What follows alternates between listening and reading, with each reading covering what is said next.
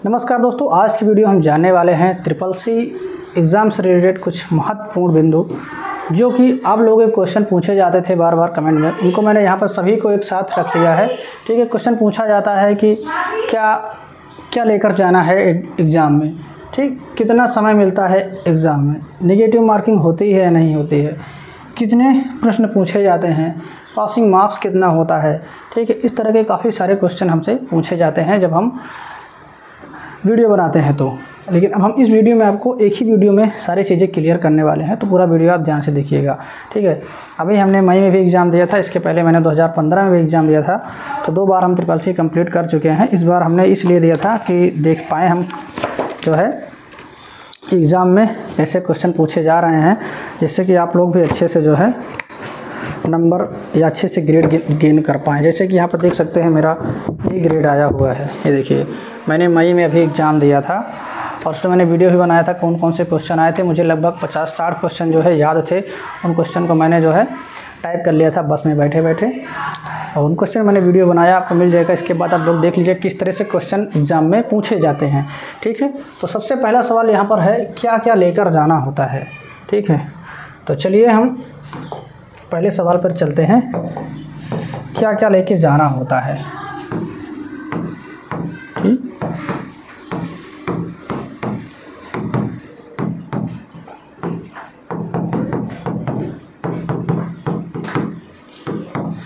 तो क्या क्या लेकर जाना होता है। सबसे पहले नंबर पे आपका हो जाता है एडमिट कार्ड, जो कि सबसे ज़्यादा ज़रूरी है।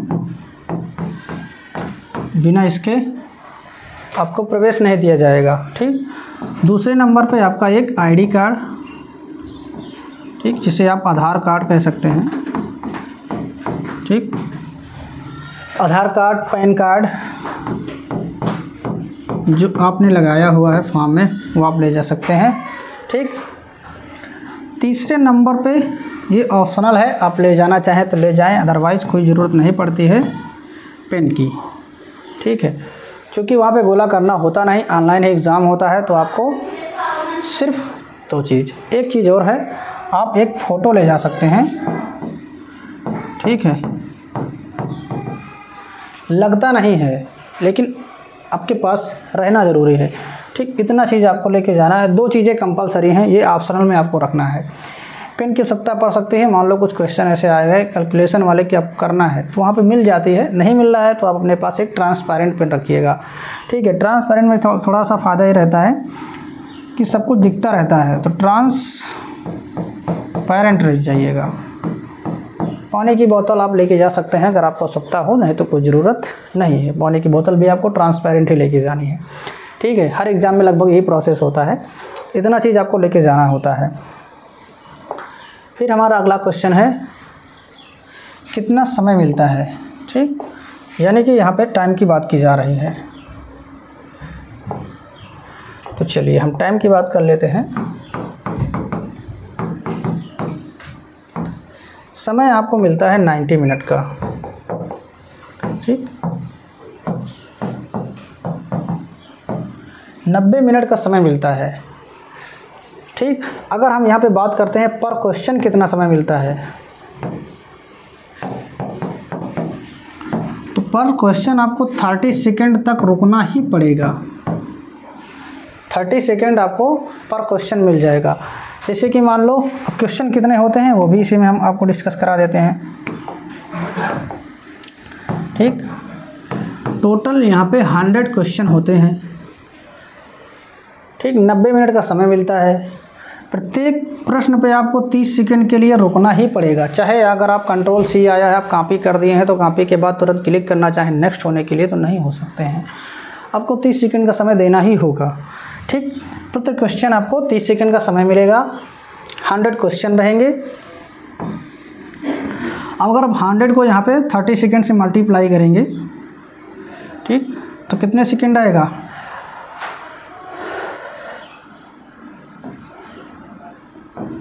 यानी कि अगर आप इस तरह देखें तो 1 मिनट में आपको 2 क्वेश्चन करने हैं। 30 सेकंड में 1 क्वेश्चन, 1 मिनट में आपको 2 क्वेश्चन। ठीक है, यानी 2 क्वेश्चन के लिए आपको 1 मिनट देना ही देना पड़ेगा। तो 100 क्वेश्चन के लिए कितने मिनट देना पड़ेगा आपको? 50 मिनट। यानी अगर आप कम से कम समय में करना चाहते हैं तो आपको 50 मिनट लग जाएंगे पेपर को कंप्लीट करने में। ठीक, तो 50 मिनट में अगर आप पेपर कंप्लीट कर लेते हैं तो आप जाना चाहें तो जा सकते हैं, और अगर आप रुकना चाहते हैं तो रुक भी सकते हैं। फिर अगर आप सोच रहे हैं कि मैंने पेपर जो है कर लिया, लाइए दोबारा फिर से देखना चाहते हैं, तो आपको फिर जो क्वेश्चन नंबर पर टिक करेंगे वो क्वेश्चन खुलेगा, फिर आपको 30 सेकंड का समय देना ही पड़ेगा। तो अगर आप सोचें कि हम 90 मिनट में दोबारा पूरा पेपर देख लें तो दोबारा पूरा पेपर आप 90 मिनट में नहीं देख पाएंगे। कुछ चुनिंदा क्वेश्चन अगर आप देखना चाहते हैं तो उनको अपने एडमिट कार्ड में पीछे क्वेश्चन नंबर को गोला कर लीजिए। ठीक, जैसे मान लो हमारा 15 नंबर क्वेश्चन हमको डाउट है, बाद में देखना चाहते हैं, क्योंकि वहाँ पर एग्ज़ाम जो हम लोग एंट्रेंस एग्ज़ाम देते हैं या फिर किसी और एग्ज़ाम देते हैं गवर्नमेंट जॉब का, तो वहाँ पे ऑप्शन रहता है मार्क करने का ऑप्शन ट्रिपल सी में नहीं रहता। तो आप उसको एडमिट कार्ड में हल्का सा लिख लीजिए, 15 नंबर, 17 नंबर, 25 नंबर, इसको हमको बाद में देखना है। तो कुछ क्वेश्चन आप बाद में देख सकते हैं, ठीक है, उन पर लेकिन 30 सेकंड का समय वेस्ट करना होगा। हमारे में से हुआ था, मैंने सोचा ये बाद में देखते हैं, लेकिन जब देखा 30 सेकंड का समय लग रहा है तो फिर मैंने सबमिट कर दिया। ठीक, तो ये हो गया। नेगेटिव मार्किंग, एक प्रश्न हमारा है नेगेटिव मार्किंग होती है या नहीं होती है। तो नेगेटिव मार्किंग इसमें नहीं होती है। ठीक, नो नेगेटिव मार्किंग, कोई भी नेगेटिव मार्किंग नहीं है। आप पूरे 100 के 100 क्वेश्चन अटेम्प्ट करिए, कोई दिक्कत नहीं है। ठीक, नेगेटिव मार्किंग यहाँ पे नहीं होती है। हाँ, अब हम बात करते हैं यहाँ पर पासिंग मार्क की।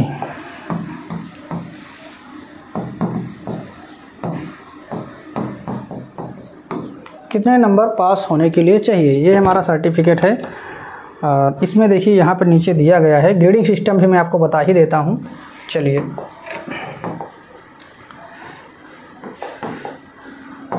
किसी तरह का कोई भी कन्फ्यूज़न आपको मन में ना रह जाए। ठीक,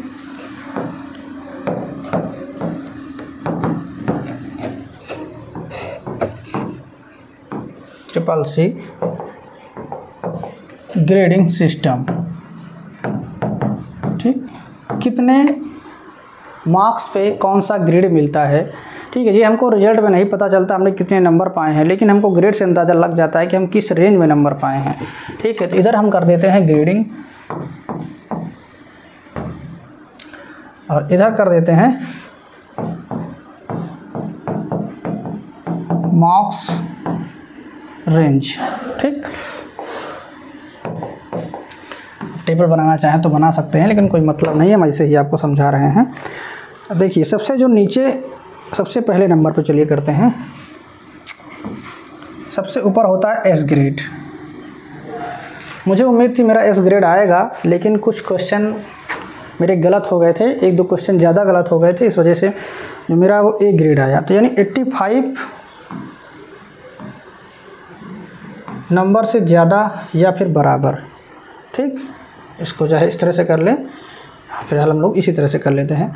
अगर आपके 85 नंबर या उससे अधिक हैं तो आपको एस ग्रेड मिलेगा। ठीक, उसके बाद नंबर आता है ए ग्रेड। अब 85 से 100 के बीच ही रहेगा। ठीक है, 85 या 85 से अधिक है तो फिर नंबर आता है आपका ए ग्रेड का। इसको हम कर सकते हैं,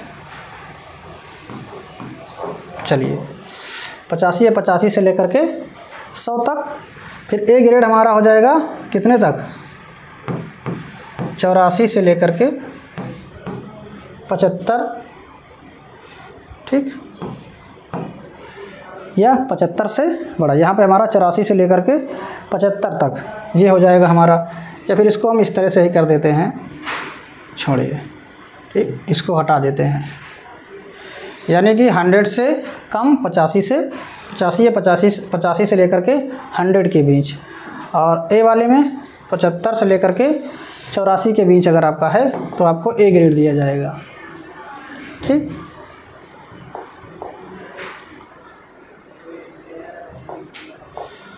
उसके बाद नंबर है बी ग्रेड का।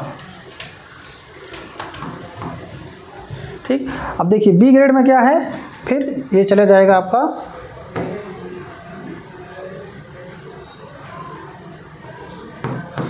74 और यहाँ पे 65, यानी कि 74 से कम, 74 या 74 से कम, और 65 या 65 से अधिक। तो 65 से लेकर के 74 के बीच अगर आपके नंबर रहेंगे तो वो हो जाएगा आपका बी ग्रेड। अब मेरा यहाँ पर है 75 से लेकर के 84 के बीच।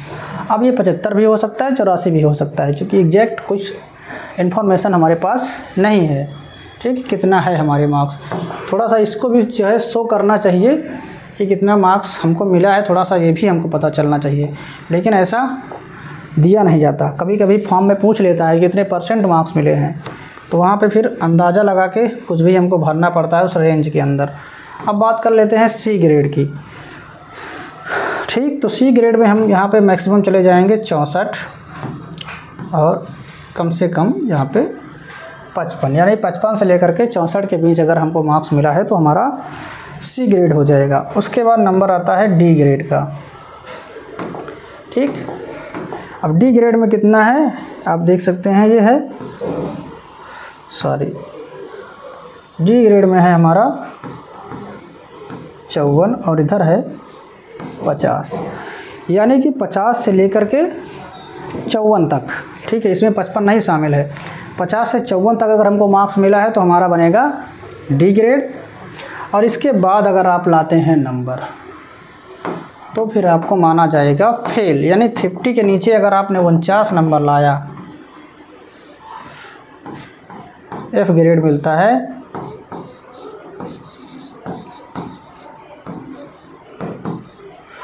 बिलो 50, अगर 50 के नीचे आपके नंबर आ गए हैं तो फिर आप फेल माने जाएंगे। ठीक है,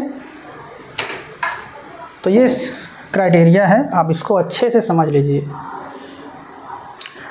आपको अगर बढ़िया ग्रेड लाना है तो आप ऊपर से बी तक भी हैं तो बहुत अच्छा ग्रेड माना जाता है। सी आपका एवरेज होता है, ज़्यादातर बच्चे इसी कैटेगरी में रहते हैं, सी वाले में। ठीक, और डी सबसे नीचे वाला ग्रेड है। यहाँ पे देखिए ग्रेडिंग से कोई खास वो नहीं रहता कि हमने बहुत अच्छा ग्रेड पा लिया है तो आपको बहुत अच्छी जॉब मिल जाएगी, कोई फ़र्क नहीं पड़ता है। आप कितना भी ग्रेड ले आइए, फॉर्म में सिर्फ मांगा जाता है कि आपके पास ट्रिपल-सी है या नहीं। ठीक है, बाकी हाँ आप लोग कोशिश करना है कि आप लोग अच्छे ग्रेड जब लाना है तो अच्छा आ जाए तो बहुत ही अच्छा है। ठीक है, कहीं पर भी अगर आप दिखाएंगे तो लगेगा हाँ बच्चा पढ़ने वाला है।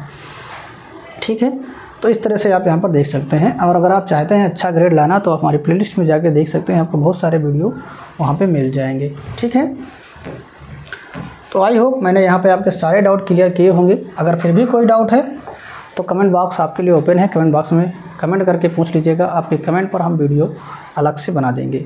मिलते हैं नेक्स्ट वीडियो में, तब तक के लिए बाय। चैनल पर अगर नए हैं, अभी तक सब्सक्राइब नहीं किया तो सब्सक्राइब करके बेल आइकन को प्रेस कर दीजिए, जिससे कि हम वीडियो अपलोड करें तो नोटिफिकेशन आपको बिल्कुल टाइम पर मिलती रहे। ठीक है, तब तक के लिए बाय, टेक केयर, जय हिंद, वंदे मातरम।